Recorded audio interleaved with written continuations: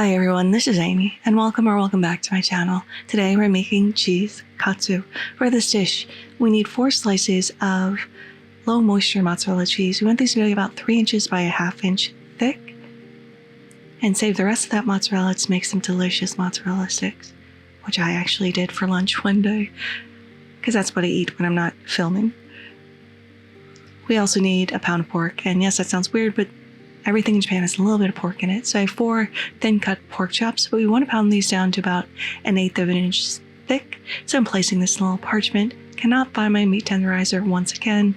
It is eluding me. It's somewhere in this apartment, but yet my pen still does a really good job.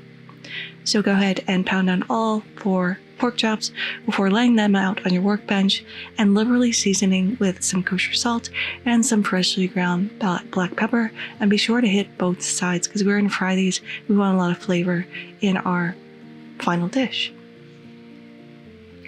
So now we're going to lay out one of our pork chops. We're going to place a stick of our cheese in. We're going to start rolling. And of course, this is not going to stay rolled. So we're going to use our old friend, plastic wrap. We're going to lay down 1 sheet of plastic wrap, place it towards the end, and we're going to roll this up as tightly as possible as you would a sausage, sushi, spring roll, whatever you can associate best with. Really bind up those ends as well, and do this to all 4 before placing them on a tray, because we're going to let these set up in the fridge or the freezer if you prefer. I just put mine in the fridge for an hour. So into the fridge they go, and while they're in there, we're going to make a tonkatsu sauce. In a small bowl, we're going to grate in 1 small clove of garlic, a 1/2 inch piece of ginger. We're going to add in 2 tablespoons of mirin. Sorry if you can hear my dog snoring. 2 tablespoons of soy sauce. 1/2 tablespoon of Worcestershire sauce. It's going to add a really good savoriness. And a 1/2 teaspoon of Dijon mustard. Last but not least, 1/4 cup of Heinz ketchup or whatever ketchup you have, and some freshly ground black pepper. And that is pretty much our tonkatsu sauce done. I've just set up a little breading station here. Most important thing is to use a dry hand and a wet hand. So roll in the flour because the egg needs something to stick to. Give your tonkatsu another roll in the egg, and going into our breadcrumbs. So it's about 2 tablespoons flour, 1 egg, and about 1.5 cups of panko. We're going to roll all 4 of our little katsus here. And on the stove, you should be heating up in a shallow sauté pan some vegetable oil. When it hits 375, go ahead and add in your katsu rolls.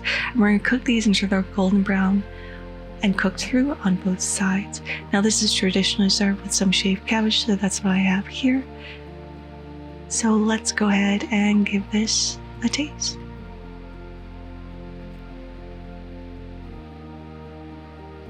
The pork is cooked through in a nice little cheese bowl. We're going to dip this in our sauce. This is delicious. The cheese is creamy and pulley-aparty. The pork is perfectly cooked, still juicy, has a ton of flavor. There's a crunch on the outside, a creaminess on the inside. That tonkatsu sauce, there's the cheese bowl, there's the money shot.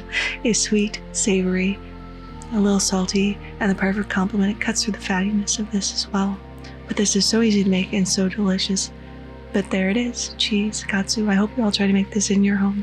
Thank you so much for spending time with me again today. I appreciate every single one of you. You make this a really joyful experience for me, and I'm very appreciative. If you liked this video, give it a like. If you loved it, please consider subscribing and hitting that notification bell if you haven't already, because I put out new videos every Thursday. Thank you again, and until next time, happy cooking.